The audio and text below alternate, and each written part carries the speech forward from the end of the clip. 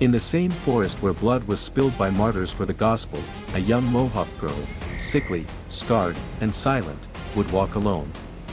Not in fear, but in love. Her footsteps echoed a quiet revolution. Her name was Kateri Tekakwitha, and she would become the first Native American saint.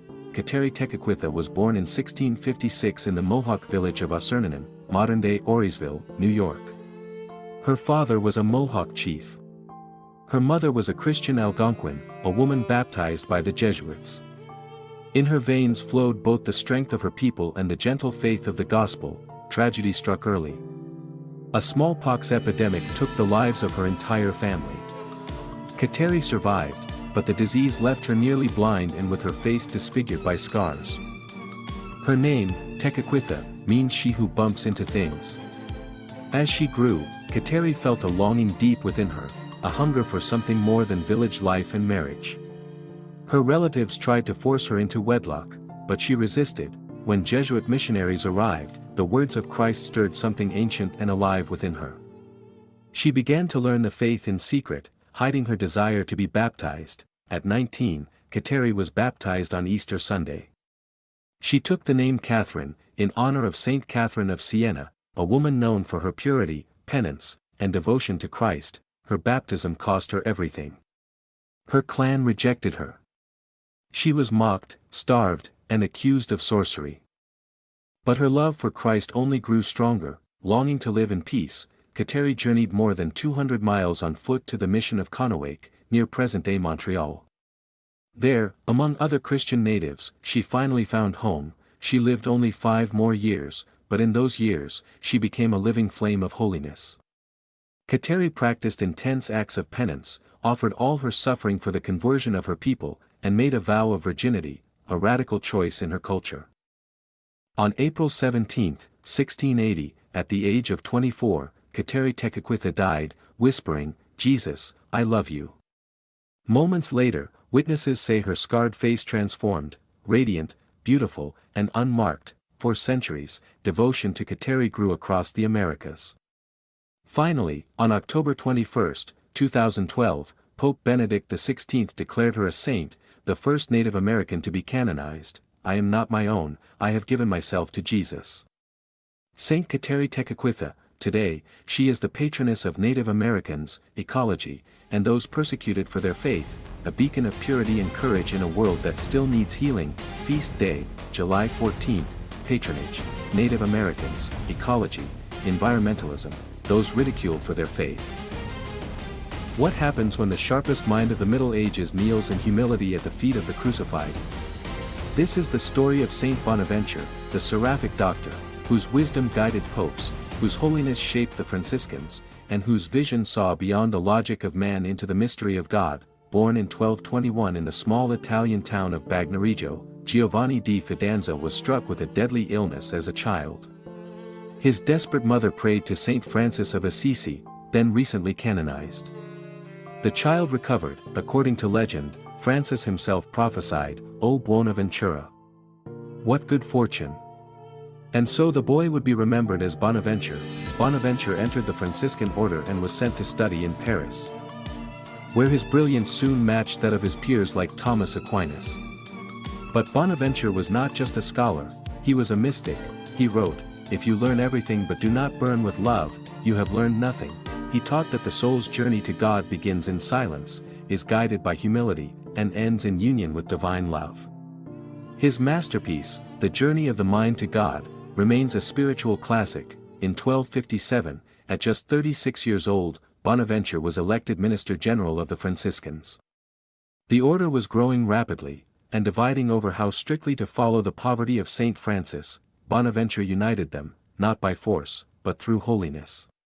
He rewrote the life of St. Francis, giving the friars a saintly mirror to imitate. When Pope Gregory X later found him washing dishes, he handed him the red hat of a cardinal and bishopric of Albano.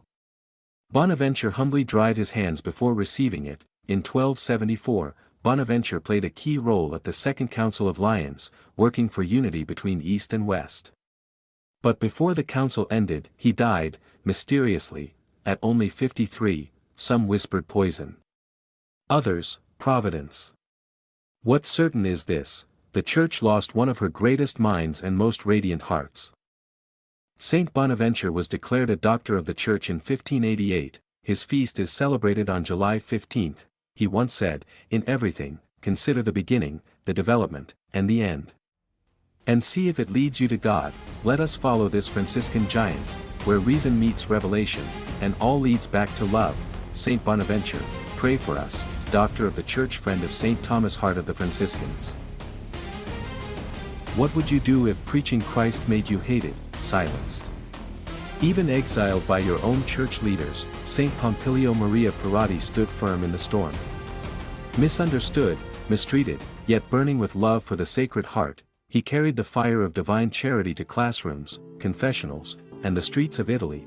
Born Domenico Michele Giovan Battista in Benevento in 1710, the boy who would become Pompilio was drawn to the things of God from an early age. His devotion to Mary and his love for learning made him stand out. At 16, he joined the Piarists, a religious order dedicated to the education of youth, and took the name Pompilio Maria. As a teacher, he inspired his students not just with facts, but with faith. He emphasized love, prayer, and virtue. His simple sermons stirred the hearts of the faithful. He also had mystical gifts, ecstasies, prophecy, and the ability to read souls in confession, but not all welcomed his holiness. Rumors, jealousy, and political tensions led to his expulsion from the Kingdom of Naples. He was accused of being a fanatic, of disturbing the peace with his preaching. Even church leaders turned against him. He never responded with anger. He simply obeyed, served the poor, and waited on the Lord. Eventually, the accusations were overturned, and he returned to his ministry. His motto, "Live Jesus, our love," echoed in every heart he touched. Saint Pompilio died on July 15, 1766, worn out by love and service. His tomb became a site of miracles, and his memory a source of inspiration for educators and priests alike.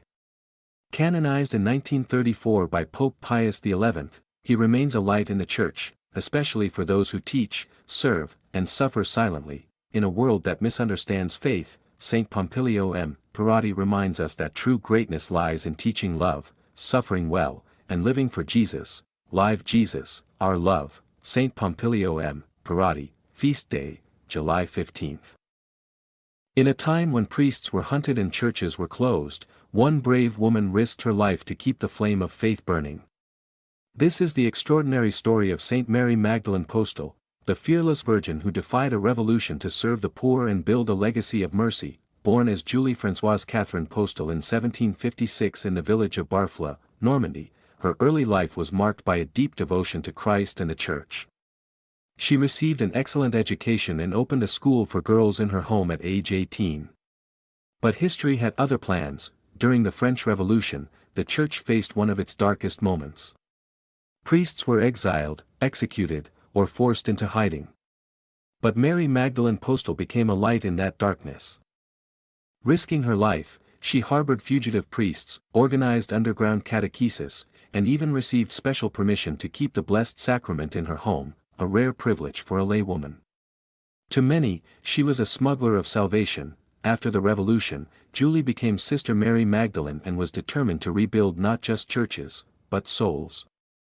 In 1807, she founded the Poor Daughters of Mercy, dedicating her life to the education of young girls, care of the poor, and spiritual formation. With meager resources and boundless faith, she and her sisters restored a ruined convent in Saint-Sauveur-le-Vicomte. From that humble base, her mission spread, and mercy took root, even into her 80s. She remained a pillar of strength. When asked how she managed, she replied, "It is the good God who does everything." She died in 1846, leaving behind a congregation that continues her mission across the world. Mary Magdalen Postel was canonized by Pope Pius XI in 1925. She is a model of courage, mercy, and fidelity to Christ in times of chaos. When others fled the Church, she ran toward it. When mercy was scarce, she multiplied it. Saint Mary Magdalen Postel reminds us, holiness thrives even in revolution. Before Saint Ambrose lit the fire of faith in the heart of an empire, there was a quiet woman who lit the fire in his soul. Saint Marcellina, the sister who formed a saint, born around the year 330 in Trier, Gaul, now Germany. Marcellina came from nobility. Her father was a Roman prefect, and her mother a woman of deep faith. When she was still a young girl, her father died, and the family moved to Rome. There, Marcellina made a radical choice for a noblewoman. On Christmas Day, in the presence of Pope Liberius himself, she took a vow of virginity, choosing a life of prayer, penance, and spiritual motherhood over wealth, marriage, or comfort. She wasn't just a pious recluse, Marcellina was a mentor. Especially to her younger brother Ambrose. When he became Bishop of Milan unexpectedly in 374, it was Marcellina's example and guidance that helped him embrace his calling with wisdom and humility, while Ambrose preached, challenged emperors, and wrote theology that shaped the church. Marcellina prayed. Her cloistered life was the silent engine of his success, an example of how sanctity in the shadows often fuels the light in others. She never sought fame. But Saint Ambrose would later say that her holiness surpassed his own. Her legacy lived on through her spiritual daughters, young women she formed in chastity, faith, and courage in a time of imperial decadence. Saint Marcellina died around 398 AD. She was never a bishop, never a theologian, but she formed one of the greatest in church history. In her silence, the church found strength. In her purity, it found clarity. And in her hidden life, we find a model of holiness that changes the world. One soul at a time, Saint Marcellina, Virgin and Spiritual Mother. Pray for us. Her feast day, July 17th. He left his palace on his wedding night, not to escape sorrow, but to seek God. For 17 years, his family searched for him, never knowing the beggar at their gate was their own son. This is the haunting and holy tale of Saint Alexius, the man of God. Born into a wealthy Roman senatorial family in the 4th century, Alexius was destined for power, honor, and prestige. His parents, devout Christians, arranged a noble marriage for him. But Alexius heard a deeper call. On the very night of his wedding, he vanished, leaving behind his bride, his wealth, and his identity. He sought a life not of comfort, but of total surrender to God. Alexius journeyed east to the city of Edessa in Syria. There, he lived in utter poverty, surviving on alms and prayer. Known only as a poor beggar, he spent 17 years at the steps of a church dedicated to the Blessed Virgin Mary. It was there that his sanctity began to shine. Locals noticed something different: his humility, his silence, his constant prayer. They began to whisper, "This man is not like the others. This man is holy." When his identity was nearly discovered, Alexius fled once again, this time, back to Rome. But instead of revealing himself, he returned to his family in disguise. His own father, Euphemianus, took him in as a beggar. Not recognizing his son, he gave him a place beneath the staircase of the palace.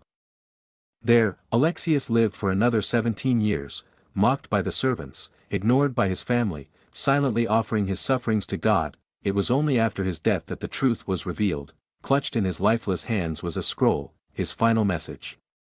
On it, he had written his identity, his mission, and his love for God. The Pope and Emperor themselves attended his funeral. The beggar beneath the stairs was hailed as a saint. Saint Alexius became known as the Man of God. He is venerated in both the Eastern and Western churches as a model of humility, detachment, and radical trust in divine providence. His feast day is celebrated on July 17th in the Roman calendar and March 17th in the Byzantine tradition. His story reminds us that sometimes the greatest saints walk among us, unnoticed. What are we willing to leave behind to truly follow God? In the silence of humility, Saint Alexius found glory not in the eyes of men, but in the heart of heaven. Don't forget to like, share, and subscribe to Saint Stories for more inspiring tales of holiness. What do you do when Rome is burning, pirates are at the gates, and the very heart of Christendom is in peril? In the year 847, a humble monk turned pope would rise, not just to preach, but to defend. This is the story of Pope St. Leo IV, the warrior shepherd who fortified the eternal city with more than just faith. Leo was born in Rome around the year 790, raised near the Church of St. Martin. Known for his piety and scholarship, he entered the Benedictine monastery at a young age. his holiness and wisdom led him to be ordained a priest, and in 847, after the death of Pope Sergius II, Leo was unanimously elected pope by clergy and people alike. A massive fleet of Saracen raiders sailed up the Tiber and attacked Rome, setting parts of the city ablaze, including the great Basilica of St. Paul outside the walls. Pope Leo IV didn't retreat. He responded with resolve. Leo initiated a bold project, the construction of fortified walls around Vatican Hill, later known as the Leonine City. This monumental work not only protected St. Peter's Basilica but also symbolized the Church's resilience. Even emperors took note. Emperor Louis II sent aid in soldiers and supplies, recognizing Leo's strength of leadership. 3 years later, another Saracen fleet approached. But this time, the Christian forces, blessed and inspired by Pope Leo, met them at sea near Ostia. Before battle, Leo personally blessed the troops. A miraculous storm scattered the enemy fleet. Rome was spared. This victory became a turning point in the defense of Christian Europe. Pope Leo IV wasn't only a defender with stone and sword. He strengthened the Church spiritually, restoring churches, holding synods to preserve orthodoxy, and upholding the unity of the faith amid turbulent times. He was a bridge between East and West, and a true father to his people.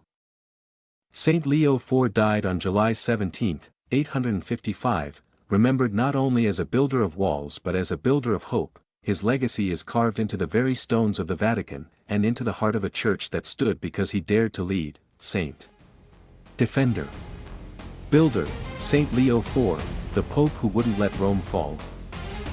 If you enjoyed this story of faith and courage, please like, share, comment, and subscribe to our small channel. Your support truly inspires us to keep creating more beautiful stories of the saints. God bless you.